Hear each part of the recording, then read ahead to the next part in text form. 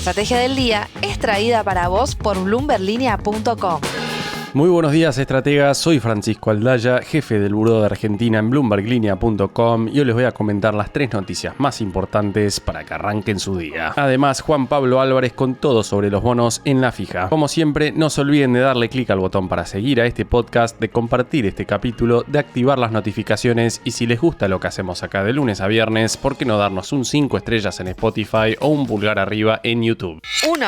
La Corte Suprema de los Estados Unidos falló de forma histórica el viernes contra los aranceles de Donald Trump, lo que nos llevó inmediatamente a preguntarnos por el potencial impacto de la decisión sobre la Argentina. El máximo tribunal norteamericano dictaminó por 6 votos contra 3 que Trump excedió su autoridad al usar la Ley de Poderes Económicos de Emergencia Internacional para imponer los aranceles recíprocos y los gravámenes vinculados al tráfico de fentanilo. Los jueces de la Corte determinaron por mayoría que esa potestad le corresponde al Congreso, no al presidente. ¿Y qué tiene que ver esto con Argentina? Bueno, recordemos que apenas 3 semanas atrás, el 5 de febrero, el gobierno argentino anunciaba su acuerdo comercial bilateral con Estados Unidos que incluía la eliminación de aranceles recíprocos para más de 1.600 productos y una ampliación de la cuota de carne argentina con arancel cero a 100.000 toneladas. Bueno, con este fallo, los aranceles recíprocos se caen no solo para la Argentina, sino para todo el mundo. Nicolás Aldías, analista para Latinoamérica del Economist Intelligence Unit, lo resumió de la siguiente manera: todos los aranceles que Estados Unidos prometió levantar en el acuerdo con Argentina se han caído, por lo que los beneficios para Argentina en el acuerdo bilateral quedan aún más acotados. Fernando Marengo, economista en Black Toro Global Investments, coincidió y dijo que quienes estaban siendo castigados por los aranceles de Estados Unidos dejarían de estarlo, mientras que quienes eran considerados aliados como Argentina pierden la protección relativa que tenían. Marengo matizó que hay sectores puntuales que se seguirían beneficiando, como la carne y el aluminio, pero a nivel agregado consideró que Argentina exporta productos similares a los que se producen en Estados Unidos. Para Marengo, lo más importante del acuerdo bilateral pasa por otro lado, el fortalecimiento institucional, como la exigencia de una ley de patentes en Argentina. En el plano financiero, Gabriel Camaño de Outlier resaltó que sin la recaudación de los aranceles, Estados Unidos enfrenta un déficit mayor y que tendrá que emitir más deuda, lo que sumaría presión a las tasas largas. Ese escenario en el corto mediano plazo podría ser negativo tanto para los activos argentinos como para los bonos en general. La Casa Blanca anticipó que buscará reemplazar esos gravámenes con otras herramientas legales, pero las alternativas son más limitadas. Sebastián Soler, ex subprocurador del Tesoro argentino, señaló que el Trade Act de 1974 solo permite un arancel máximo del 15% por 150 días, salvo que el Congreso autorice su continuidad. Bloomberg Economics calcula que la tasa arancelaria efectiva de los Estados Unidos podría caer de 13,6 a 6,5% de forma inmediata, aunque advierte que el alivio sería transitorio. El viernes al menos el mercado reaccionó de forma alcista, viendo alivio para empresas agobiadas por los altos costos de los aranceles. Además, menos aranceles implicaría precios más bajos, menos inflación y por ende posiblemente recortes de tasas más rápidamente. De hecho, parte de lo que quería el propio Donald Trump.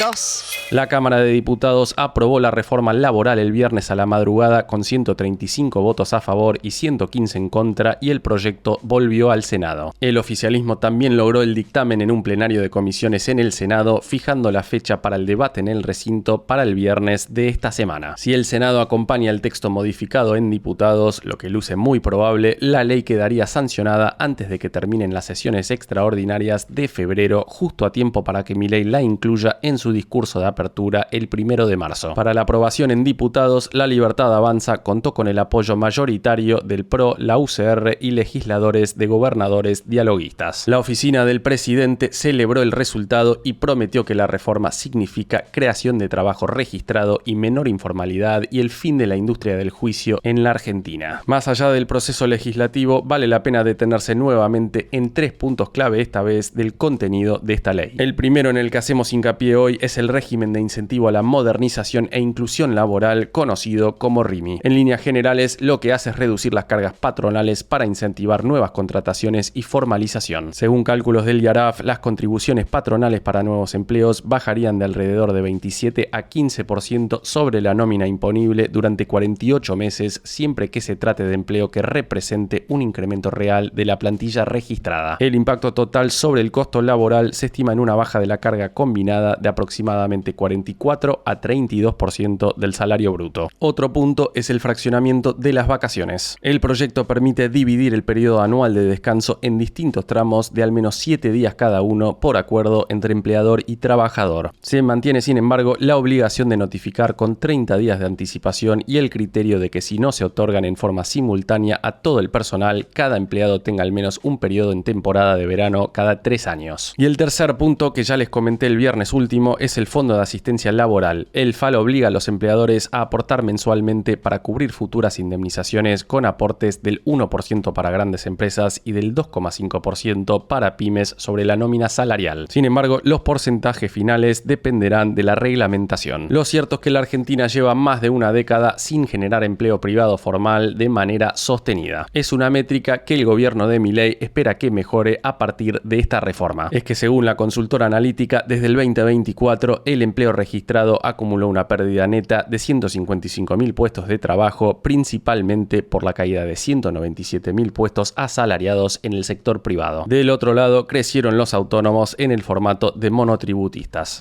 3. Las reservas del Banco Central pegaron un salto de 1.348 millones de dólares el viernes y treparon a 46.261 millones, su nivel más alto desde agosto de 2021. El principal factor fue el ingreso de 800 millones de dólares que la provincia de Santa Fe había obtenido en diciembre. En el último mes del 2025, el gobierno de Puyaro había colocado un bono a 9 años en Nueva York a una tasa de 8,10%. Y el propio gobierno de Puyaro fue el que confirmó a Tomás Carrió para Bloomberg Línea que los dólares que estaban en una cuenta de la provincia en Nueva York se transfirieron a una cuenta en el Banco de Santa Fe. Al ingresar al sistema financiero local, esos fondos hicieron crecer las reservas brutas del central por un aumento de los encajes. Además, impactaron positivamente variaciones de cotizaciones por unos 200 millones de dólares y una nueva compra del central por 167 millones de dólares. El ingreso cierra una pulseada que enfrentó durante semanas a Puyaro con el gobierno de Javier Milei. Luis Caputo le había pedido que trajera los dólares después de la colocación, cuando el Tesoro todavía estaba reuniendo divisas para pagar los vencimientos de enero. Puyaro resistió argumentando que el crédito era para obra pública y que los iría trayendo en función del pago de los certificados de esas obras. Sin embargo, la apreciación del peso desde entonces le terminó jugando en contra. Desde la cuenta oficial del gobierno en X señalaron que la provincia venía perdiendo el equivalente a 120.000 millones de pesos en 2 meses por no haber ingresado los dólares antes.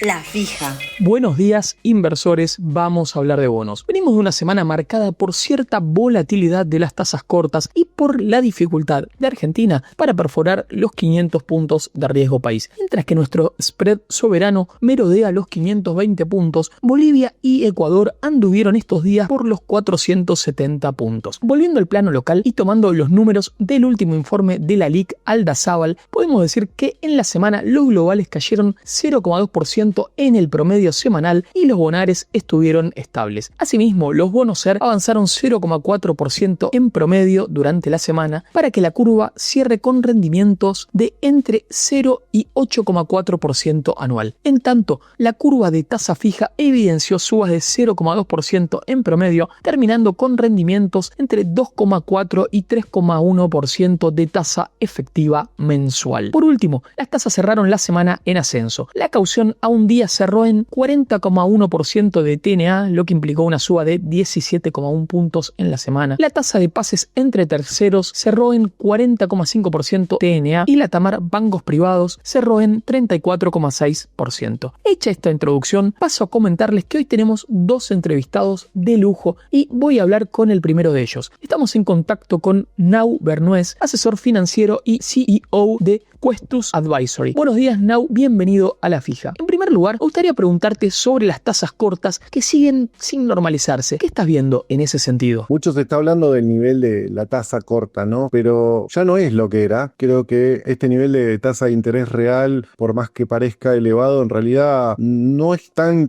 alto como parece. Pensemos en lo que es la tasa de interés real en Brasil, lo que es en otros países que también pueden ser comparables. Me parece que un nivel en torno al más o menos 10% anual en la tasa corta, el gobierno se siente muy cómodo, creo que en esos niveles. Sí, lógico, creo que en algún punto le podría venir mejor un poquito más abajo esa tasa, como lo pudo hacer en la última licitación, pero creo que también tiene que ver con un exceso de pesos o la emisión también por parte del Banco Central de pesos, que con el apretón monetario que está manteniendo el gobierno como política, que se va a seguir manteniendo según lo que dicen, me parece que no es un nivel de tasa que incomode al gobierno. Para quienes apostaron por tasa, ¿ves riesgo de que el carry trade se corte abruptamente y genere fuertes pérdidas? En la Argentina siempre el riesgo del carry trade está presente. Lógico que a estos niveles de tasa y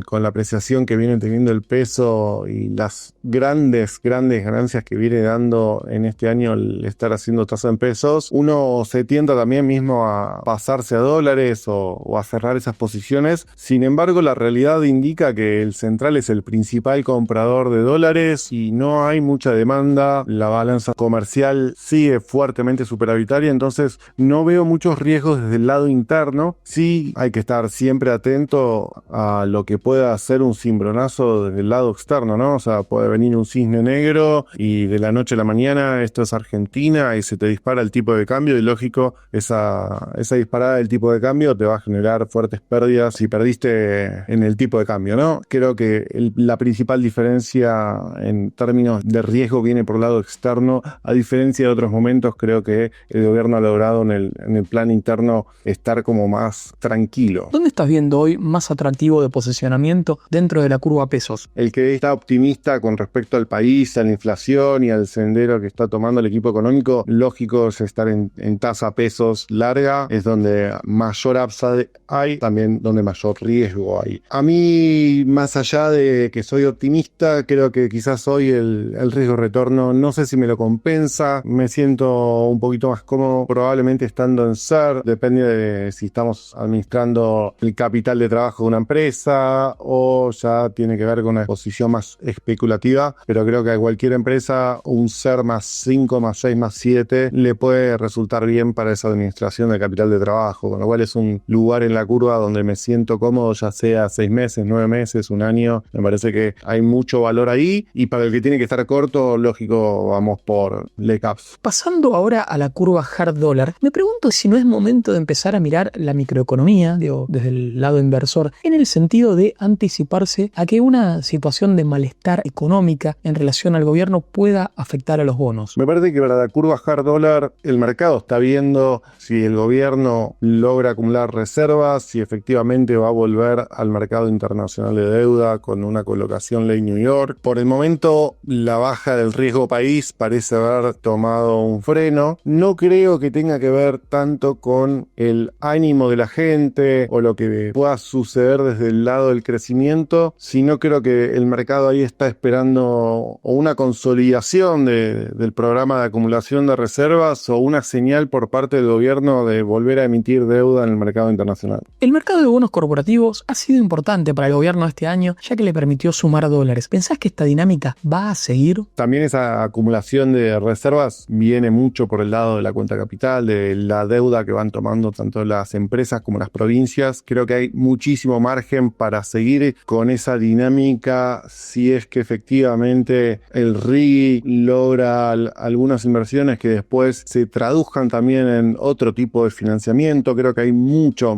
potencial por ese lado. Siempre digo lo mismo, si miramos lo que es el crédito de la Argentina con respecto al PBI es muy bajo, en especial si miramos a Chile, la verdad que es un abismo la diferencia. Entonces creo que a medida que vaya pasando el tiempo y incluso se libere el cepo total para empresas, creo que ahí hay muchas posibilidades todavía para seguir acumulando por la cuenta capital. ¿Estás viendo oportunidades de arbitraje interesantes en este momento? Las oportunidades de arbitraje creo que ya no son lo que eran. La curva soberana hard dólar, si bien puede seguir dando rentabilidades atractivas en el tramo más medio o más largo, no es que te vas a cambiar de un lado al otro de la curva y ganar 200 bips. Pero bueno, ahí hay una posibilidad si pensás que el país le va a ir bien y que el se va a pagar la deuda, de salir de quizás de bonos soberanos más cortos como una L30, un G30, irte más largos, 35, 38, 41. Y después, bueno, lógico, la parte de dólar peso, el carry trade, si estás optimista con respecto al tipo de cambio, ahí hay una posibilidad que sigue estando sobre la mesa para los inversores más agresivos, porque bueno, los riesgos asociados a hacer carry trade en Argentina ya sabemos que son muy altos. ¿Cómo armarías hoy una cartera con exposición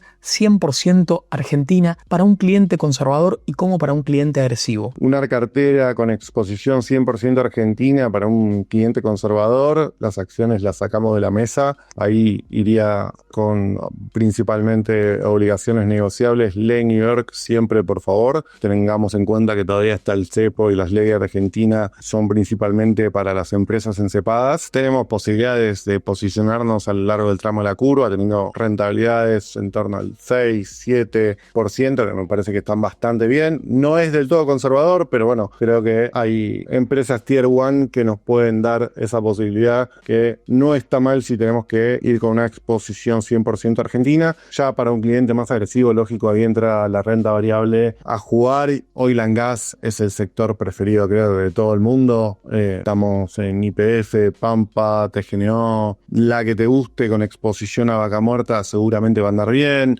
Cepo es otra que creo que puede tener un potencial muy atractivo en la nueva Argentina que se viene. Y los bancos que están medio rezagados y luchando en el momento coyuntural actual, siempre digo lo mismo. Si vamos a una Argentina con más crédito, tienen un potencial gigante, pero hay un montón de impuestos asociados a los créditos y muchas cuestiones burocráticas y más micro per se que creo todavía tienen mucho para mejorar. Al mirar la curva estadounidense, ¿en qué tramos crees que hay más atractivo de posicionamiento? En la curva de bonos del Tesoro de Estados Unidos creo que está largo en este momento, tiene muchísimo riesgo. No me gusta mucho estar parado ahí porque Trump te saca un tweet y te puede mover la curva. Japón también está con una política monetaria que está bastante más hawkish y que no sabes para dónde puede terminar disparado, entonces prefiero estar bastante más corto ahí, no necesariamente a irme a letras, ¿no? Pero quizás estar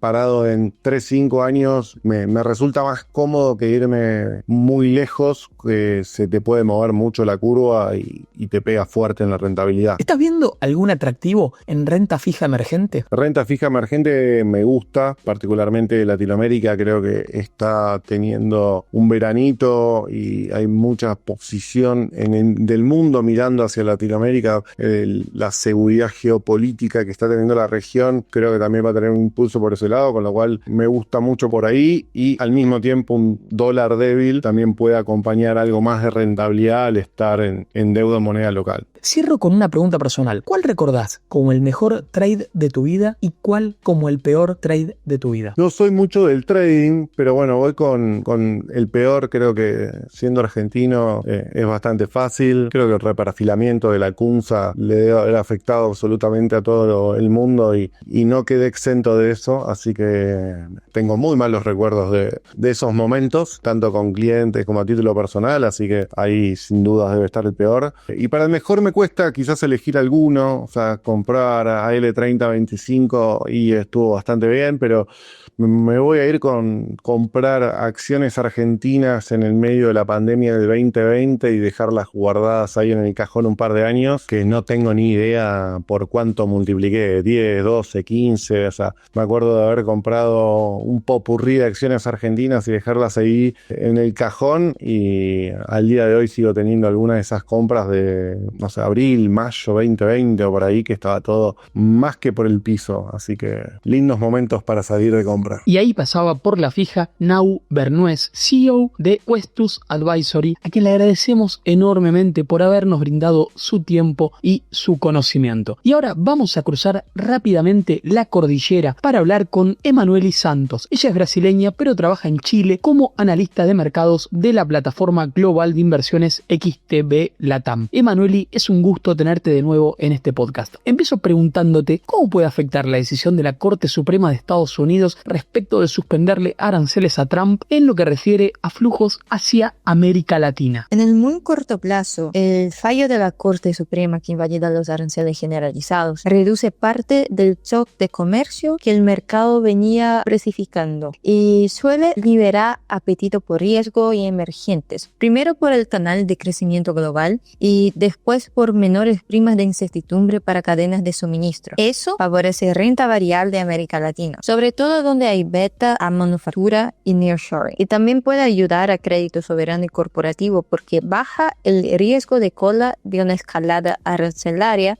que sería más permanente. Aunque el impacto no es lineal y depende de cómo se reacomoden el dólar y las tasas largas de Estados Unidos. Dicho eso, la firmeza jurídica del fallo es alta, pero la firmeza del régimen de aranceles es baja, porque la propia administración ya planteó reemplazos por otras vías legales y además quedan vigentes otros instrumentos más focalizados, por lo que la volatilidad de política comercial no desaparece. Para flujos hacia Latinoamérica y emergentes, el punto más delicado es el canal fiscal y de tasas, ya que el proceso de devoluciones y la pérdida de recaudación pueden agrandar el déficit, presionar la oferta de treasuries también en una vía y endurecer condiciones financieras, algo que suele castigar un poco más en duración en renta fija local y empuja también a los asignadores a preferir exposición vía cambio y carry antes que vía bonos largos, justo en línea con el patrón reciente de rotación hacia monedas de alto rendimiento. No sé si seguís el caso de Argentina, pero estimo que jugamos otro partido, ¿no? Argentina se analiza distinto porque el retorno esperado está mucho más dominado por discontinuidades de régimen que por el ciclo estándar de tasas de inflación. Y por eso el inversor suele llegar por instrumentos de corta duración, estructuras más de dólar fuerte y créditos con gatillos más que por apuestas direccionales largas como haría en Brasil o México. Incluso en un entorno global más constructivo, Argentina sigue siendo un caso donde la credibilidad del programa, el ritmo de acumulación de reservas y la consistencia fiscal pesan más que el viento de cola externo, lo que hace que los spreads reaccionen de forma más convexa, para bien o para mal, ante noticias de políticas económicas. Además, los parámetros de inversión están cambiando por la discusión sobre controles y por la arquitectura del régimen. Esta parte del régimen cambiario, que en 2026 concentra buena parte del riesgo y de la oportunidad porque modifica la probabilidad de saltos discretos y la forma de cubrirlos. Si el proceso de normalización avanza, el apetito por riesgo se parece a un re-rating por acceso a capital y menor prima de restricciones. Pero si se traba, el riesgo a la baja vuelve a ser un shock cambiario que domina cualquier carry o compresión de spreads. Por eso, el análisis tiende a ser más de escenario de liquidez que de evaluación relativa regional. Emanueli, ¿tu equipo sigue viendo atractivo en el carry en Brasil? El carry en Brasil todavía tiene argumentos, principalmente porque el diferencial de tasas reales sigue siendo competitivo y el mercado es lo suficientemente profundo como para absorber entradas tácticas, especialmente cuando el dólar no se dispara y cuando la volatilidad global se mantiene contenida. El problema es que el carry está más concurrido y cuando la posición está cargada, el retorno marginal depende menos del cupón y más de que no haya sorpresas de inflación, comunicación del Banco Central o fiscal. Y ahí el balance se volvió más sensible, sobre todo si el sesgo de política se mantiene restrictivo por más tiempo. En este contexto, lo veo atractivo, pero más para una estrategia selectiva y con gestión de riesgo, privilegiando horizontes cortos y una lectura fina de los datos, porque un giro en expectativas de recortes o un aumento de volatilidad electoral puede achicar la ventana del carry y acelerar la toma de ganancias en reales. Parte del mercado entonces proyecta espacio para recortes en 2026 si la actividad enfría, lo que sostiene la tesis de carry hoy, pero también te avisa que el premio puede ir disminuyendo con el tiempo. Entonces el trade funciona mejor cuando el inversor entra con disciplina de niveles y cobertura y no como posición permanente. Y ahí pasaba por la fija Emanueli Santos, a quien también le agradecemos muchísimo por aportarnos su tiempo y su conocimiento. Antes de despedirme, quería mencionar algunas cositas de la última semana. El Tesoro argentino canjeó $1.539 millones,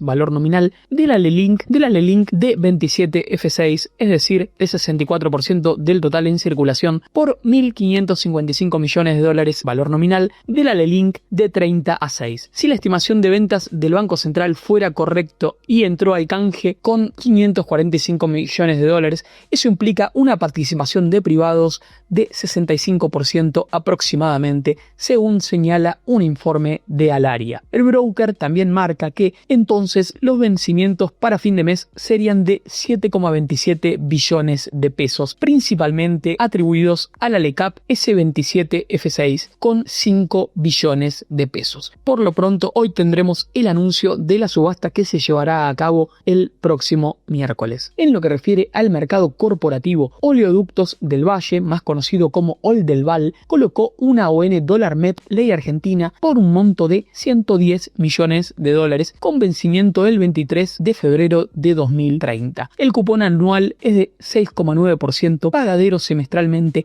y precio de emisión 100%. En tanto, Mercado Pago licitó en pesos y levantó 61.241 millones de pesos a tasa variable más un margen de corte de 3,5%. En el plano internacional hubo una nueva colocación de deuda soberana en Latinoamérica. Se trató de Panamá, que levantó en el mercado internacional $2.970 millones en bonos a 2034 y 2036 a tasas de 5,2% y 5,6% respectivamente. Este año hemos tenido salidas de Brasil, México, Colombia, Chile, Ecuador, República Dominicana y perdón si me estoy olvidando de alguno más. Hace algunos días, nuestro compañero de Bloomberg Línea, Carlos Rodríguez Salcedo, publicó un artículo mencionando que los flujos de cartera hacia mercados emergentes iniciaron 2026 con un registro sin precedentes. En enero, las entradas hacia emergentes alcanzaron los $98.800 millones, lo que triplicó el dato de diciembre y superó con amplitud el nivel observado un año antes. El Instituto de Finanzas Internacionales indicó que fue el enero más fuerte que se haya registrado tomando renta variable y renta fija. De ese total, 71.400 millones de dólares estuvieron concentrados en el mercado de deuda. Asia emergente lideró los flujos con 29.300 millones de dólares, seguida por América Latina, donde ingresaron unos 18.000 millones de dólares. Ahora sí, estimados oyentes, me voy despidiendo de todos ustedes y les deseo que tengan una gran semana. Veremos cómo sigue este mundo tan loco en el que nos toca vivir y operar. Antes de pasar a la frase del día, veamos cómo cerraron los mercados este viernes. El S&P Merval cerró con una suba del 1,2%. Fue una jornada bien verde para las acciones argentinas en Wall Street, con subas de hasta 4,5% para IRSA y bajas de hasta 2,4% para Edenor. Los bonos en dólares operaron con subas de hasta 0,2% y el riesgo país cerró en 519 puntos. El dólar blue quedó en 1.430 pesos, el MEP en 1.400 y el contado con liqui en 1.446 pesos. El mayorista cerró en 1.376 pesos y el minorista en 1.395 pesos. En tasas, la LECAP a abril quedó en 36% y la caución a 3 días cerró en 41%. La frase del día. Antes de irnos, escuchemos lo que escribió el ministro de Economía, Luis Caputo, a horas de la votación de la reforma laboral en diputados. Todo lo que está haciendo este gobierno son cambios de raíz, estructurales, de impacto y de largo plazo. Los argentinos de bien ahora saben fehacientemente que es bueno no tener déficit, no emitir sin respaldo, desregular, bajar impuestos y tener una ley laboral seria. Caputo cerró su publicación asegurando que el pueblo, en su mayoría, jamás va a votar de vuelta el regreso del comunismo kirchnerista, y remató: hay momentos en la historia en que la historia cambia. Finalmente lo estamos viviendo. Casi un mensaje con tono de campaña a año y medio de las próximas presidenciales. Esto fue un nuevo capítulo de la Estrategia del Día Argentina. Yo soy Francisco Aldaya, jefe del Buró de Argentina de Bloomberg Línea, y me podés seguir en X en @franaldaya. No se olviden de darle clic al botón para seguir a este podcast y a la campanita para que se enteren al instante cada vez que sale un capítulo de lunes a viernes. Espero que tengas una gran jornada productiva. Esto fue La Estrategia del Día Argentina, escrito y narrado por Francisco Aldaya. producido por Arturo Luna y Daniela Hernández. Que tengas un día muy productivo.